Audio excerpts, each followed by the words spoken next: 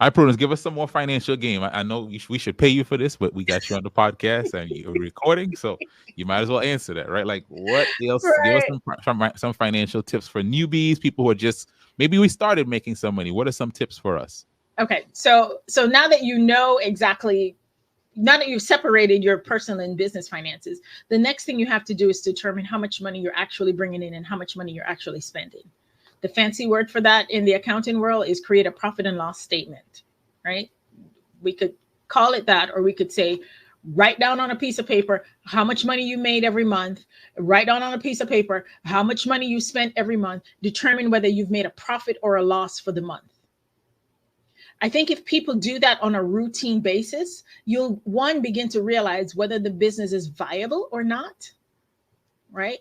Or whether you need to make changes. Those changes could be that maybe you need to charge more. Those changes could be that maybe you need to spend less. It could go in either way. When you're ready to make investments in the business, so let's say you need to buy a new piece of equipment, you're able to look at the numbers and say, I started this business a year ago.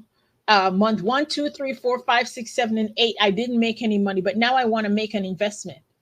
But because you are analyzing your numbers, as you begin to think about the investment, you will naturally also begin to think about whether that investment can make you more money. Will it make your life easier? Will it make more money?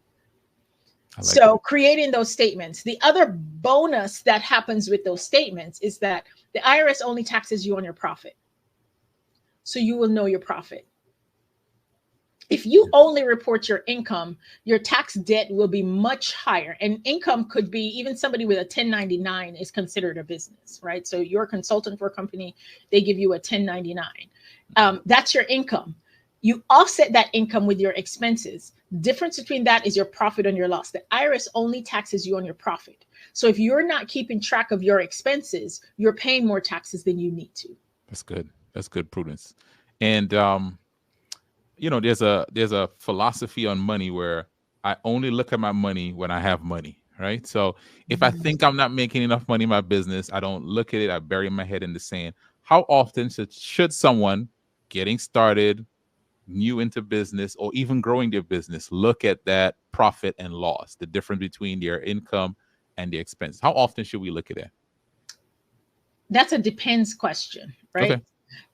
If you're established, you should look at it at minimum once a quarter. And you need to look at it at minimum once a quarter because quarterly taxes might be due for you, right? So at minimum once a quarter. If you're starting out, you may need to look at it project by project. So you may need to say, okay, I am baking 10 cakes. And if I'm baking 10 cakes, the flour, the sugar, the baking soda, the salt, all of that cost me X number of dollars. And I'm going to sell it back for X number of dollars. And I spend this amount of time on it. How profitable is that project? So depending on where you are, you might need to look at it project by project. You might need to look at it week by week. Month by month is the ideal kind of sweet spot where you look at it and say, okay, this is how much I made this month. This is how much I spent this month. This month was profitable or this month was not. And sometimes it's not profitable, and sometimes not being profitable is a good thing because it's an active choice. When it becomes troublesome is when you think you're profitable and you're not. That's good. That's good, Prudence. All right. I don't want to keep getting more financial advice from you for free, but you're going to tell us how people can connect with you. But I want to ask this question. So you're in the financial management space. I am. Tell us, how do you get clients, and how would you tell new people that's getting started monetizing your ministry? What are some tips on how to go about getting people to do business with you? Ooh, okay. So most all of the people that I have conversations with have a business in some way, shape, or form. Now, some of our conversations are just about business, where we just talk about the business finances. But because as an entrepreneur, especially if you dare to be a full-time entrepreneur, the money you make in business also pays your lights, your gas, buys clothes, sends you on vacation, pays for your car insurance. Because some of that business money is also paying you. Some conversations we also talk about business and personal finances. How do I get clients? The truth is people refer me. Mhm.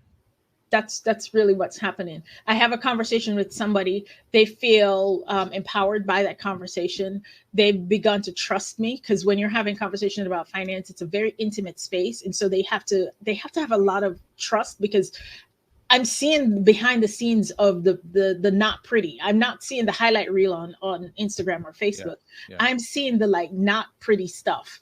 Yeah. And so people, once they get that kind of trust, they then go and have conversations with their friends, with their other business owners, and say, okay, if you have this question, go to Prudence. She'll answer it.